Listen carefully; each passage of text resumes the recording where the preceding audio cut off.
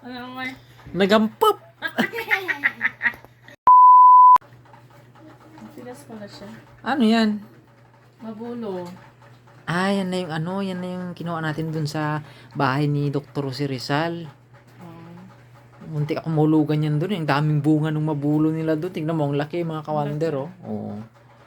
So guys, ipapatikim natin to sa mga Wonder Kids natin. Kasi first time nila matikman to. Yan. Yan yung... Ang bango na amoy niya. Uy, habang ba yung mabulo? Hinog na ba talaga to? Ano na yan? Yan, oh. Pamoy? Natan talaga ta? Oh. Ano nga? Nagampap! So, yan yung ano mga kawander. Yan yung mabolo. Ayan, hiningi natin yan dun sa mga guard dun, ano. Dun sa may bahay ni Dr. Jose Rizal dun sa may ano, Laguna. So, may ilang puno dun ng mga mabulo, mga kawander. Ang daming bunga, no? Ang lalaki ng bunga, oh. Nahulugan ka talaga nito. Muntik na. Doon lang sa may ano ko, doon lang sa may paa ko. Ikaw, tagal ko na hindi nakatikim nito eh. Elementary pa yata ako. So, ito yung mabulo, guys, no? Yung textures ng ano, ng textures ng ano, ng balat niya is parang ano siya. Magaspang na parang foam. Di ba? Ayan, oh. Parang may foam siya. Mabalahibo. Ayun. Ano kayong lasa nito? Nakalimutan ko ng lasa nito eh.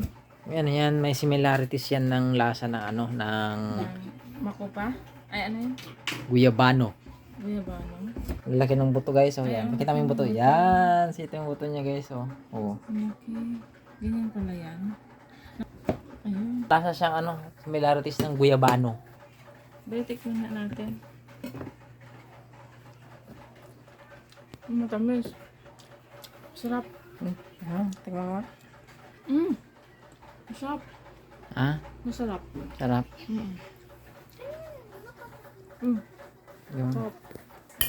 Patikim mo sa kanila. Dali, ah. Oh, ano lasa? Masarap? Ikaw din, Kay. Oh, masarap? First time niyo makatikim? Parang durian. Parang grapes. Oh. Tamis, guys. Matamis yung mabulo. Galing dun sa gilid ng bahay ni Dr. Jose Rizal. Kasi guys, yung puno ng mabulo, dalawang puno yon.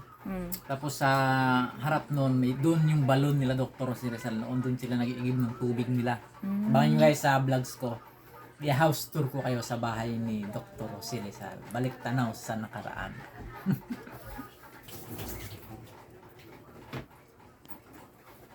Ano? Sarap? Parang strawberry tsaka grapes. Strawberry sa grapes. Yung aroma niya parang may pagka-aromatic din siya ng strawberry. At least natikman natin yung ano guys, yung mabulo. Yung galing sa bahay ni Dr. Jose Rizal. Di ba? Sarap, tamis. Diba?